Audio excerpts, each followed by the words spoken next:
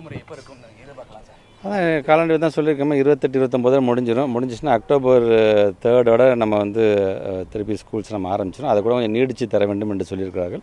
துறை சார்ந்த பேசி நாங்கள் முடிவு எடுக்கணும்.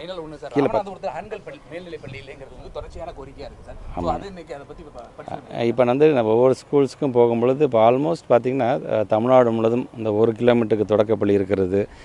மிடில் ஸ்கூல்னால் வந்து 3 கிலோமீட்டர், அப்புறம் high school 5 kilometre, higher secondary ஸ்கூல்னால் 8 கிலோமீட்டருங்கிறது ஓரளவுக்கு சேச்சுரேட் ஆகிடுச்சு. பட் இருந்தாலும் அதையும் தாண்டி சில இடங்களில் குறிப்பாக பெண் பிள்ளைகள் படிக்கும் பொழுது அதை கொஞ்சம் உயர்த்தி தர வேண்டும், இல்லைன்னா 10வது வகுப்போட நிறுத்திவிடுவாங்க அப்படிங்கிற மாதிரி சில கருத்துக்கெல்லாம் ஒவ்வொரு மாவட்டத்துக்கு ஒவ்வொரு பகுதிக்கு தகுந்தாப்புல மனநிலையில் அது நிலவி கொண்டு அதை நாங்கள் தனியாக ஒரு லிஸ்ட்டு நாங்கள் எடுத்துருக்கோம். நாங்கள் அது நம்முடைய மாண்புமிகு நிதி அமைச்சரிடம் அது ஒரு லிஸ்ட்டு நாங்கள் கொடுத்துருக்குறோம். அது மிக விரைவில், ஏன்னா அவரும் ஒரு பள்ளிக்கல்வித்துறை அமைச்சராக இருந்தவர் தான், கண்டிப்பாக அதுக்கு ஒரு நல்ல தீர்வு எடுத்துலாம். எல்லாமே பார்த்திங்கன்னா நிதி சார்ந்து இருக்கின்றது, ஒரு நல்ல தீர்வு அது எட்டலாம் என்று சொல்லி. அதே மாதிரி நீங்கள் வந்து ஒரு பாய்ஸ் ஸ்கூல் வந்து ஹையர் செகண்டரி ஸ்கூல் நீங்கள் கேட்டுக்கிறீங்க, கண்டிப்பாக அது ஆராய்ந்து பக்கத்தில் ஒரு 8 கிலோமீட்டர் ஸ்கூல் இருந்துச்சுன்னா அது தேவைப்படாது. இல்லாத பட்சத்தில் அது தரம் உயர்த்த வேண்டிய அந்த ஜென்யூன் ரீசன் இருந்துச்சுன்னா அது கண்டிப்பாக செய்து தரணும். இப்படியாக இன்றைக்கி மாணவ செல்வங்கள் சேருவதன் காரணத்தினால் இன்றைக்கி அதிகப்படியான வகுப்பறைக்கு தேவை. குறிப்பாக சத்திரக்குடி அப்படிங்கிற பகுதியில் பார்த்திங்கன்னா ஒரு 6 கிளாஸ் ரூம் கொஞ்சம் தேவை இருந்தால் நல்லாயிருக்கும். ஒவ்வொரு ஆண்டும் அரசு பள்ளியை நோக்கி மாணவ செல்வங்களுடைய விகிதம் அதிகமாக வருகிறது என்று சொல்லியிருக்கிறார்கள். அதையும் நாங்கள் குறிப்பெடுத்து வைத்திருக்கின்றோம். முதுகுளத்தூர் பகுதியை பொறுத்த வரைக்கும் அங்கே இருக்கின்ற ஒரு பகுதியில் போய் நாங்கள் வந்து வளநாடு என்று நினைக்கின்றேன், வளநாடில் போய் அங்கே ஒரு ஆரம்ப பள்ளியை போய் பார்த்தேன். கிட்டத்தட்ட ஒரு 41 பிள்ளைகள் படிக்க போகக்கூடிய பள்ளி.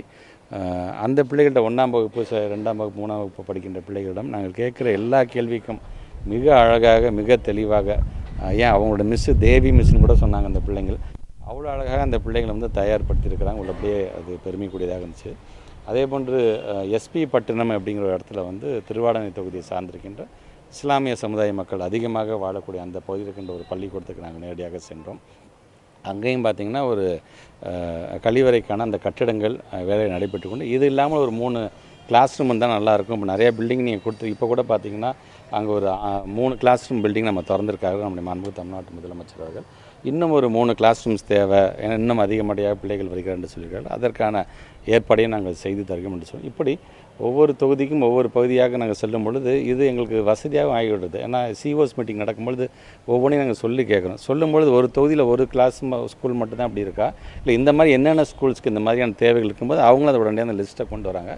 நபார்டு மூலமாக உங்களுக்கே தெரியும், நம்முடைய மாண்புமிகு தமிழ்நாட்டு முதலமைச்சர் ஆட்சி மாற்றம் ஏற்பட்ட பிறகு பேராசிரியர் அன்பழகன் பள்ளி மேம்பாட்டு திட்டத்தின் மூலமாக 7,000 கோடி ரூபாய் ஒதுக்கீடு செய்து 5 வருடத்தில் கிட்டத்தட்ட ஒரு 18,000 வகுப்பறை என்று சொல்லும்போது அதிலே சுற்றுச்சுவரும் வந்துடும், அதிலே கழிவறைகளும் வந்துடும், அதிலே ஆய்வகங்களும் வந்துடும். இதை நாங்கள் செய்ய வேண்டும் என்று சொல்லி ஏறத்தாழ ஒரு 3,500க்கும் மேற்பட்டிருக்கின்ற கட்டிடங்கள் நாங்கள் திறந்து வைத்திருக்கிறோம். இன்னும் ஒரு 3,500 கட்டிடங்களுக்கான பணிகள் நடைபெற்று கொண்டிருக்கின்றது.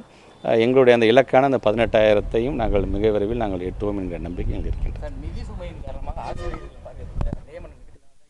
கருத்து வந்துச்சுன்னு எனக்கு அதான் தெரில. அது இல்லை, நிறைய விஷயங்கள் சோஷியல் மீடியாவிலேருந்து மிக எளிதாக டக்குன்னு அது பரப்பி விடுறாங்க. அது மீண்டும் அதுக்கு நம்ம வந்து பதில் சொல்கிற மாதிரி இருக்குது. உங்களுக்கே தெரியும், ஏற்கனவே வந்து நம்முடைய பட்டதாரி ஆசிரியர்களும் செகண்ட் கிரேட் டீச்சர்ஸ் கிட்டத்தட்ட 10 வருஷமாக எடுக்காத ரெக்ரூட்மெண்ட்டுக்கு நம்ம தான் பண்ணி வச்சுருக்கோம். நாங்கள் மிக விரைவில் அவர்களுக்கான அந்த அறிவிப்புலாம் வரும்.